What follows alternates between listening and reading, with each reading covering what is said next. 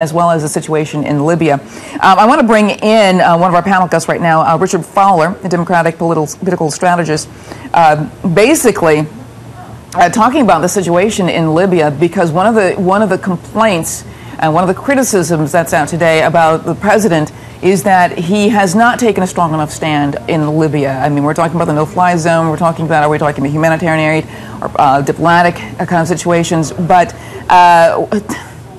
there has been some criticism aimed at the White House that they're not taking a strong enough stand. What do you think, Richard? Well, first, thanks for having me. I think the White House has taken a pretty strong stand. The president clearly stated that Gaddafi has to step down, and his leadership, the integrity of his leadership, has been basically nullified by his people. We've also had some provocative actions on moving military ships and 400 Marines into the area. We've helped refugees, and we've been moving refugees around. On top of that, I don't think the White House has taken anything off the table. I think we're still in talks about, possibly having a no-fly zone, possibly using military action. But the president has been very cautious about that, seeing that we're already engaged in two wars in the Middle East and not engaging in a third. And I think Secretary Gates has been very clear that military intervention should be our last option, but it is an option. I think what a lot of the critics of the president are saying is that he's not taking a strong enough response towards Libya, but I think he has. He said, Gaddafi, you need to step down. Well, I'm going to freeze all your assets. And we have our military ships there ready to go in case we need to impose a no-fly zone. But right now, we feel as though that is not the option, that there's more options on the table than that. What about the option, though, that should he recognize this National Transitional Temporary Council? I mean, this is something that's obviously a diplomatic issue, but one where, you've got to weigh, where's this country going? And he's saying Gaddafi should step down, but shouldn't that translate into him recognizing this transitional temporary council? Well, I think there has to be some give and take here. None of us are in the White House Situation Room. None of us are receiving the information that the president's receiving, or Secretary Clinton, or Secretary Gates, for that matter. I think the real question here is these people's yearning for democracy, and what are we doing to support this democracy? And I think the president, because we are the upholders of democracy in the world, has done just that. He's moved our military ships there. He's come out and told Gaddafi that he needs to step down. He's beginning to build international support for his efforts, which is what we saw George H.W. Bush do when he went in the first Iraq War. And he's beginning to have an international conversation on how we deal with President Gaddafi, or dictator Gaddafi, for that matter. Yeah. But what the end of the day is, I think we are pushing for democracy in the Middle East. We have sent our military. We showed Gaddafi that we're not afraid of him. We've sent our military ships there. We have Marines in the area ready to deploy if need be. But at the same time, I think the president's very cautious about putting our troops in harm's way once again, as we did in Afghanistan and Iraq, and have a very bogged down situation. And when rather these folks are already fighting, and he's willing to support them, and he's told Gaddafi they need to step down. Yeah. He's told them to step down. One of the criticisms says, he's told them to step down, but he sort of retreated in sort of the passiveness about it. I mean, is that just an unreasonable criticism of the president?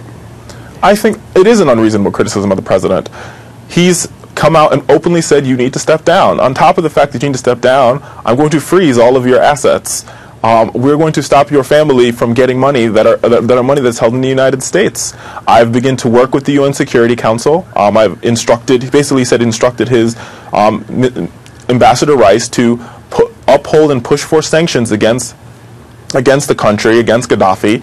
And he said that I support those folks that are yearning for freedom and the people of Libya, which is what this is about. It's not about this dictator. It's about these people of Libya yearning for freedom and their fight for freedom. And that's the same fight that we saw in Egypt. And I think the president is doing everything he can in supporting it while not destabilizing the region. Yeah, and I think that's the issue too, though. It's like we don't know. Obviously, we don't know how it's going to play out. But the fact of the matter is, he's supporting the opposition. But can he do more to support them than just say, I support you? I'm with you, behind you, philosophically 100%, but then how else can he support them? Well, but I think he has supported them. First, like I said earlier, he froze their assets. Second, we have 4 military ships in the Mediterranean at the time. One of those ships is an air carrier that has the ability to send F-15s over to impose a no-fly zone if that is the option. On top of that, we begin to help refugees that are fleeing Libya, and we've told Gaddafi to step down. We've our European allies have said the same. I think the president's really trying to build international cooperation for this, and that's what we need. That's the same thing we saw during H.W. Bush. It's what we didn't see with George W. Bush when he went into Iraq, and that's what we need to see from President Obama before he decides to make a military decision that could have, drastic effects on the people of America and the people of Libya. One of the other criticisms too, because this is all part of the same kind of editorial from the Wall Street Journal, is that basically at heart here is President Obama's sort of reluctance to well, actually, that he truly seems to believe that the U.S. leadership is morally suspect, that we should not take a leadership role, and that is at the heart of his indecision about in Libya, in Iran, even in Egypt. What do you say to that? Not at all. I think we've seen leadership from President Obama. He went over to Cairo when he just came in and said, we are going to begin to work with the Middle East on creating peace and creating, changing our image around the world. But changing our image around the world is not changing our leadership. It's just changing how we lead. Under the Bush doctrine, we saw we were going to use military might to lead. And under the President Obama doctrine, with Secretary Clinton being at the forefront of that, we are going to use diplomacy. We're going to use other options in sending our troops into harm's way. And that's exactly what we saw. That's exactly what we saw in Egypt. Against Mubarak. That's exactly what we're seeing in Libya. I don't think the president's taking any provocative actions off the table. What I think the president is beginning to do is saying that I'm prepared to impose a no-fly zone if necessary. I am prepared to use military might. That's why my ships are there and my Marines are there. But I'm not going to use that unless I have to. And the rebels are doing a good enough job of defeating Gaddafi right now, and we're freezing his assets, and we're standing up to him. But at the same time we're standing up, the president's also doing something that he's very good at, building a coalition, working with other foreign leaders to say that this is not going to be a United States-led effort. The United States will be at the forefront of it and will be the drum major, but we're not going to be the only instrument in the band. But what is wrong with the U.S. being the forerunner, being leading in this? And one of the things in past administrations is that the U.S. could be looked at as leading philosophically and politically in these issues, being the leader, seeing where they stand, and we're not seeing that from the president. I mean, doesn't that hurt the U.S.'s reputation on the global stage? Not at all. I think we are seeing the president lead. Like I said, the United States is definitely the drum major here. But at the same time, we need an orchestra and a band behind the drum major. You can't have a band with just drums. And he's beginning to drum up support from various members of the Security Council. He's begun to talk to his allies in Europe. He's begun to talk to his allies in Australia. He's begun to talk to his allies in Mexico on how we work on creating a united coalition against Gaddafi and against his oppressive regime.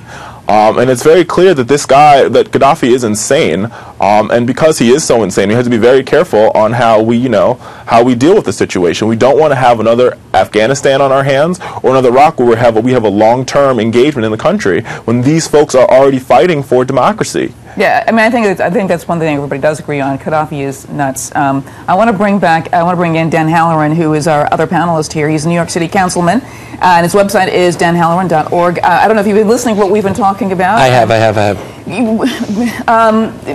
Get into the conversation. What do you think about how the White House, how the Obama administration has handled the situation in Libya, particularly because that's at the forefront right now, but also, as it relates to all the situations in the Middle East and Egypt and Iran and probably looking at even Saudi Arabia pretty quickly. Well, we're dealing with a very schizophrenic administration. From the inception, we didn't support the original Iranian student uprisings. We sort of walked away from them in an opportunity when we had a year ago to sort of foster this dialogue.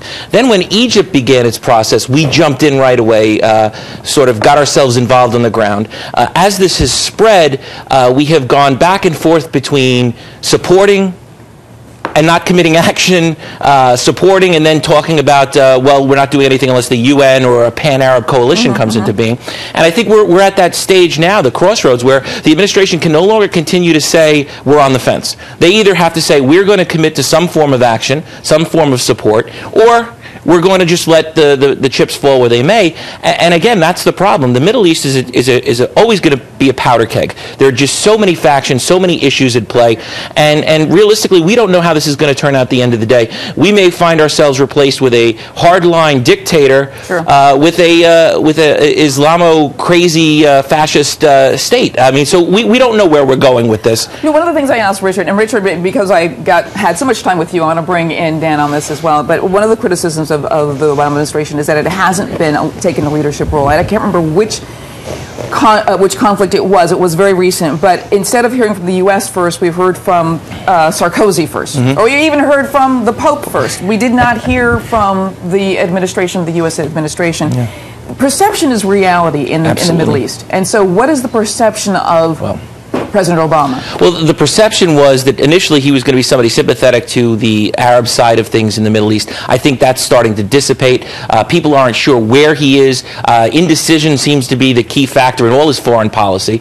I think Hillary Clinton's doing a stronger job than the president when it comes to at least attempting to articulate a message. But of course, she's only following orders, so she can only go so far. And I think at this point, she's been hamstrung by the fact that this administration is unwilling to make any sorts of foreign commitments, any sort of long-term strategy, because they criticized the Bush administration so much for being involved in the Middle East, and now they find out exactly why he had to be, not because he wanted to be, but because of the instability in that region.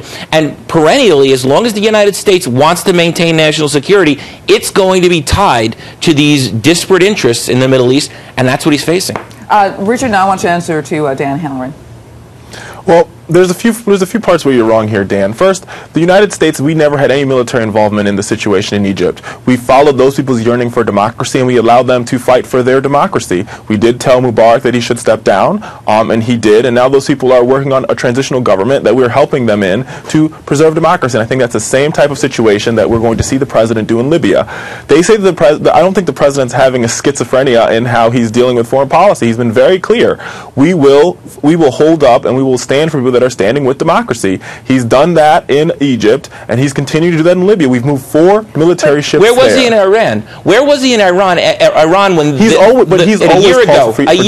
No. A year ago, we abandoned those students who were attempting to get involved in a freedom movement. Fortunately, now they're back around because the whole region is engulfed in this. That's one. And number two, you're talking about freedom movements. In 1979, it was a freedom movement that captured the American embassy in Iran, took Americans hostage, and these were young, educated people who then turned the regime over to hardline fundamentalist Islamicists. And we know that the best organized people on the ground in Egypt, by far, even though they're only about 1/3 of the population in terms of support, is the Muslim Brotherhood. So you really telling me that this is freedom per se, or is this you're hoping it's freedom, but anything could emerge at this point because the only organized group out there is the Muslim Brotherhood? Okay, Richard, go ahead. Just wait a second, Dan. You see, that's even more reason why we need to proceed with caution when evaluating how we handle this fight for democracy in the Middle East. Because you're right, we don't know the roots of the Muslim Brotherhood. We don't know the roots of the Islamic radicalism and where that is in face to this fight for democracy and this fight for freedom. So the president, because none of us are in the situation room. Richard, we the do know president something is evaluating about the Muslim Brotherhood. We do know something about the Muslim Brotherhood which we can build on, which is that they have about 20% of the population in Egypt. We also know that they're the most organized group. We also know that organization manifests itself in probably a government within a government. Now, I drew some comparisons loosely when I wrote an article a couple of weeks ago, basically saying, you know what, the Nazis came into power with 37% of the vote. That's right. And they used the German Constitution to basically create a dictatorship under Adolf Hitler. Now, I'm not saying that, the Muslim Brotherhood is another Nazi party. I'm not saying that. I'm just saying that the structure is there to do with it what they want. We don't know much about, but we should be really cautious about what they've sort of created in Egypt. And this is the kind of thing that we're not quite sure President Obama gets. So answer to that. Well, I definitely think President Obama gets that. I think that's why we begin to work on building democratic transitions. The UN is highly involved in, the UN as well as the EU as well as the United States is highly involved in creating of the democracy in Egypt. I think once Gaddafi falls, we'll be highly involved in very high level talks on how we create the democracy in Libya. And in that democracy, everybody has to be heard, including the Muslim Brotherhood. I don't think they're going to take control of the country, but just similar to in America we have communist parties that are on the ballot every November. They don't win many seats, but they're definitely on the ballot because that is what democracy is. Well, and I think we're going to uphold democracy. Okay. The difference between the Communist Party in the United States and the Muslim Brotherhood in Egypt is twofold. One, we have a two-party system, and unless you're in one of the two dominant parties, it is almost impossible, and virtually is, when you talk about less than 5% of the entire electorate in the United States has a non-Republican or Democrat elected to office. That's one thing. And number two, the Muslim Brotherhood does represent 20% of the population. And that is just their party membership. When you get out above that, it's even more. Yeah, real quick, I want Richard, we have to say goodbye to you. I want you to get the last word.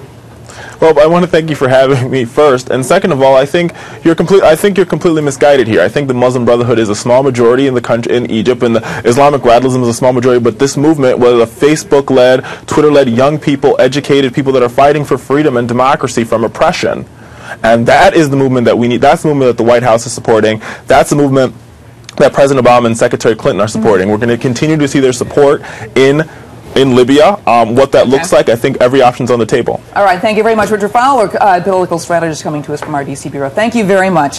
Thank you for having me. All righty, and we're going to